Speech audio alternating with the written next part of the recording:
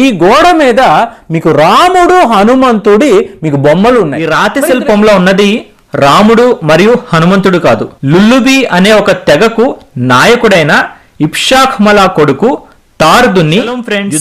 Welcome to ఎమెత్ truth. దాదాపు ఒక 5 సంవత్సరాల క్రితం అనుకుంటా, నాకు తెలిసిన ఒక మిత్రుడు నాతో ఏమన్నాడంటే, ఒకప్పుడు ప్రపంచమంతా హిందూ మతమే ఉండేది. 6000 సంవత్సరాల నాటి రాముడు హనుమంతుడి బొమ్మలు ఇరాక్ లో బయటపడ్డాయి తెలుసా అని అంటూ వాట్సాప్ లో నాకు కొన్ని ఫోటోలు, కొన్ని వెబ్సైట్ల లింకులను పంపించాడు. ఆ తర్వాత కూడా ఇవే ఫోటోలు నాకు సోషల్ మీడియాలో చాలా సార్లు కనిపించాయి.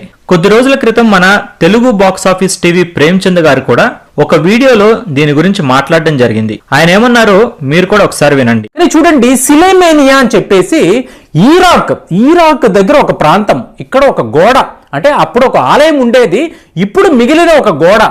ఈ గోడ మీద మీకు రాముడు హనుమంతుడి మీకు బొమ్మలు ఉన్నాయి. మరి ఇందులో ఏంటండి ప్రత్యేకత అంటే, ఫస్ట్ అది ఈరాక్ లో ఒక ప్రాంతము. మళ్ళీ ఈ ఆలయం యొక్క నిర్మాణము 6000 సంవత్సరాల క్రితం జరిగింది. అంటే 6000 సంవత్సరాల క్రితము ఎవరో పని కట్టుకొని రాముడు హనుమంతుడు అంటే బొమ్మలేశారు. విన్నారు కదా, ఇరాకులో ఒక ఆలయం అంట, అది 6000 సంవత్సరాల క్రితం నిర్మించారంట. ఇప్పుడు ఆ ఆలయంలో గోడ మాత్రమే మిగిలిందంట. ఆ గోడ మీద రాముడు హనుమంతుడి బొమ్మలున్నాయంట. ఒక వర్గం వారు పనిగట్టుకుని మరీ ఈ అబద్ధాన్ని తెగ ప్రచారం చేస్తున్నారు. ఇలా అబద్ధాలను ప్రచారం చేయడం ద్వారా అమాయక హిందువులను మభ్యపెట్టవచ్చునేమో కానీ నిజం నిప్పు లాంటిది. ఏదో ఒకరోజు అది బయటకు రాకుండా అయితే ఉండదు కదా. సరే, అసలు విషయంలోకి వెళ్తే ఇవి నిన్నగాక మొన్న కొత్తగా బయటపడిన శిల్పాలు కాదు. ఫ్రెంచ్ జియాలజిస్ట్ అండ్ ఆర్కియాలజిస్ట్ అయిన జాక్వెస్ ది మోర్గాన్ అనే పరిశోధకుడు 1895 సంవత్సరంలోనే వీటిని ప్రపంచానికి పరిచయం చేశాడు.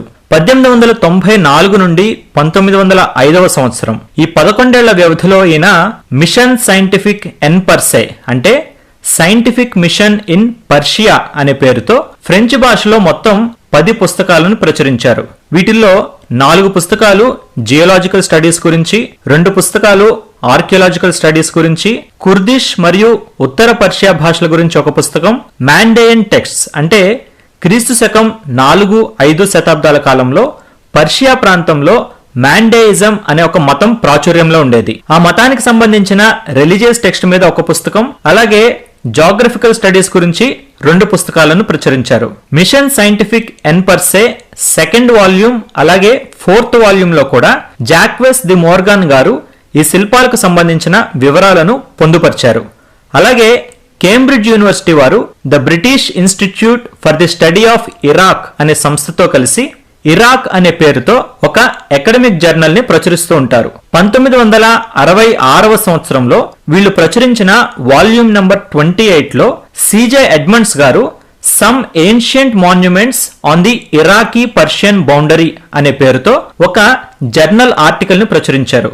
మీరు ఈ పుస్తకాలను చదివినట్లయితే గనక మీకు ఈ శిల్పాలకు సంబంధించిన అథెంటిక్ ఇన్ఫర్మేషన్ అనేది తెలుస్తుంది. అలాగే ఎడ్మండ్స్ గారి స్నేహితుడైన ఏజే చాప్మన్ గారు ఈ శిల్పాలకు సంబంధించిన ఒక పెన్సిల్ స్కెచ్ ని కూడా గీశారు. ఆ పెన్సిల్ స్కెచ్ ని కనుక మనం పరిశీలిస్తే ఈ శిల్పాలలో ఉన్న వివరాలన్నింటినీ కూడా మనం మరింత స్పష్టంగా చూడొచ్చు. మన ప్రేమ్చంద్ గారు చెప్పినట్లుగా ఇవి 6000 సంవత్సరాల క్రితం నిర్మించిన ఆలయంలోని గోడల మీద చెక్కిన శిల్పాలు కావు. ఇవి సుమారు క్రీస్తు పూర్వం 22వ శతాబ్దానికి చెందినవి. అంతేకాకుండా ఇక్కడ ఆలయం లాంటిదేమీ లేదు. ఇరాక్ మరియు ఇరాన్ సరిహద్దు ప్రాంతంలోని దర్బందీ బెలూలా అనే ఒక పర్వత ప్రాంతంలో ఒక కొండ మీద చెక్కిన రాతి శిల్పం ఇది. దీనిని హోరెన్ షెఖాన్ స్టోన్ రిలీఫ్ అని అంటారు. చేతిలో విల్లును ధరించి ఠీవీగా నిలబడిన ఒక వ్యక్తి, అతని ముందు మోకరిల్లి ప్రణామం చేస్తున్నట్లుగా మరొక వ్యక్తి. చూడగానే నిజంగానే ఇది రాముడు హనుమంతుడి బొమ్మలేనేమో అని అనిపించేలాగానే ఉంటాయి.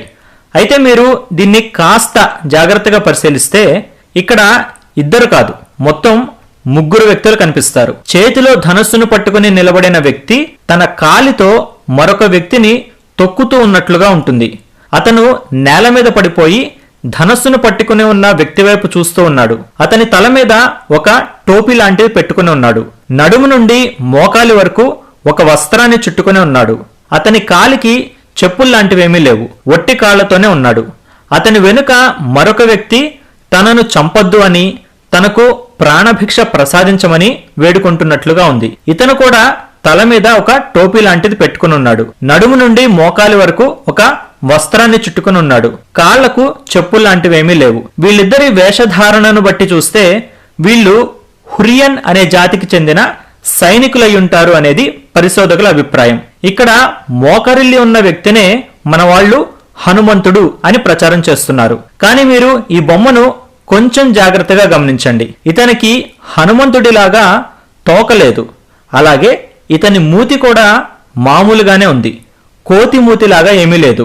అలాగే హనుమంతుడి చేతిలో ఎప్పుడు కూడా ఒక గద ఉంటుంది, కానీ ఈ బొమ్మలో మనకు అలాంటిదేమీ కనిపించడం లేదు. అలాగే హనుమంతుడు ధరించే కిరీటం కానీ, ఆభరణాలు కానీ, అతని ఎడమకాలికి ఉండే కడియం, ఇవేవి కూడా మనకు ఈ బొమ్మలో కనపడటం లేదు. అలాగే హనుమంతుడి ఒంటి మీద ఉండే జంధ్యం కూడా ఇక్కడ లేదు. మరి ఇతన్ని పట్టుకుని వీళ్ళు హనుమంతుడు అని అలా ఎలా ప్రచారం చేస్తున్నారో వాళ్ళకే తెలియాలి. ఇక ఈ బొమ్మలో ఉన్న మెయిన్ క్యారెక్టర్ ధనస్సును పట్టుకుని ఉన్న వ్యక్తిని కూడా కొంచెం పరిశీలిద్దాం. నిజమే, ఇతని చేతిలో ధనస్సు ఉంది. అయితే చేతిలో ధనస్సును పట్టుకుని ఉన్న ప్రతివాడు రాముడు కాదు కదా. పూర్వకాలంలో రాజులందరూ కూడా ధనస్సులనే ఉపయోగించేవారు. కేవలం చేతిలో ధనస్సు ఉంది అనే ఒకే ఒక్క కారణంతో ఇతను రాముడు అని ఎలా అంటారు? ఇక్కడ ఈ వ్యక్తి తల మీద కూడా ఒక టోపీ లాంటిది ఉంది. అరణ్యవాసంలో ఉన్న రాముడై ఉంటే గనక జుట్టు ముడివేసుకుని పూలు పెట్టుకుని ఉండాలి, లేదా కిరీటం పెట్టుకుని ఉండాలి. కానీ ఇక్కడ అలాంటిదేమీ కనిపించడం లేదు. మెడలో కేవలం ఒక హారం ఉంది. ఆ హారానికి డిస్క్ షేప్ లో గుండ్రంగా ఒక పెద్ద బిళ్ళ లాంటిది వేలాడుతుంది, అంతే. అంతకు మించి వేరే ఆభరణాలు కానీ, రుద్రాక్ష మాలలు కానీ, పూలదండలు కానీ ఇవేవి కూడా లేవు. ఇలాంటి రాముణ్ణి నేనైతే ఎప్పుడు చూడలేదు. ఇతను ఎడమ చేతిలో ధనస్సును పట్టుకునున్నాడు. కుడి చేతిలో రెండు వైపులా పదునుగా ఉన్న ఒక చిన్న కత్తిని పట్టుకునున్నాడు. ఇంగ్లీష్లో అయితే దీనిని డాగర్ అని అంటారు. సాధారణంగా రాముడి కుడి చేతిలో ఎప్పుడూ కూడా ఒక బాణం ఉంటుంది, కానీ ఇలా రెండు వైపులా పదునుగా ఉన్న కత్తిని పట్టుకుని ఉన్న రాముణ్ణి నేనైతే ఎప్పుడు చూడలేదు. ఇక వస్త్రధారణ విషయానికి వస్తే ఇతను కూడా నడుము నుండి మోకాలి వరకు ఒక వస్త్రాన్ని చుట్టుకుని ఉన్నాడు. సాధారణంగా మనం టవల్ని చుట్టుకుంటాం చూడండి, ఆ విధంగా చుట్టుకుని ఉన్నాడు. కానీ రాముడైతే పంచగట్టుకొని ఉంటాడు, అది కూడా అరికాలి వరకు ఉంటుంది. ఇలా మోకాలి వరకు తువ్వాలు చుట్టుకొని ఉన్న రాముణ్ణి నేనైతే ఎప్పుడూ చూడలేదు. ఇతని నడుము చుట్టూ ఒక బెల్టు లాంటిది ఉంది, అందులో ఒక గొడ్డలి ఉంది. ఇలా బొడ్డులో గొడ్డలు పెట్టుకున్న రాముడి గురించి మీరెప్పుడైనా విన్నారా? నేనైతే ఎప్పుడు వినలేదు. ఇక ఇతని అంబుల పొది నేల మీద ఉంది, కానీ సాధారణంగా రాముడి విగ్రహాలలో అతని అంబుల పొది అతని భుజానికి వ్రేలాడుతూ ఉంటుంది. అలాగే ఇతని కాళ్ళకు కూడా చెప్పులు కానీ లేదా పాదరక్షల వంటివేమీ లేవు. ఇక అన్నిటికంటే ముఖ్యమైన విషయం ఏంటంటే ఈ రాతి శిలలో కుడివైపున అకేడియన్ భాషలో రాసిన ఒక ఇన్స్క్రిప్షన్ ఉంది. దీని ఆధారంగా ఇది క్రీస్తు పూర్వం 22వ శతాబ్దానికి చెందినది అని, ఇక్కడ ధనస్సు పట్టుకుని నిలబడిన వ్యక్తి లులుబీ రాజైన ఇబ్షాఖ్మలా కొడుకు తార్దుని అని పరిశోధకులు గుర్తించారు. లులుబీ అనేది క్రీస్తు పూర్వం 3వ సహస్రాబ్దిలో మెసొపొటేమియా ప్రాంతంలో వర్ధిల్లిన ఒక తెగ. కాబట్టి మిత్రులారా, ఈ రాతి శిల్పంలో ఉన్నది రాముడు మరియు హనుమంతుడు కాదు. లులుబీ అనే ఒక తెగకు నాయకుడైన ఇబ్షాఖ్మలా కొడుకు తార్దుని యుద్ధంలో శత్రువులను ఓడించినప్పుడు ఆ శత్రు సైనికులు అతని ముందు మోకరించిన సందర్భానికి గుర్తుగా ఆ సన్నివేశాన్ని ఈ కొండ మీద ఒక రాతి శిల్పంలా చెక్కించడం అనేది జరిగింది. So beware of fake news and thanks for watching this video. మరొక వీడియోతో మళ్ళీ కలుద్దాం. అంతవరకు లెహిత్రవత్.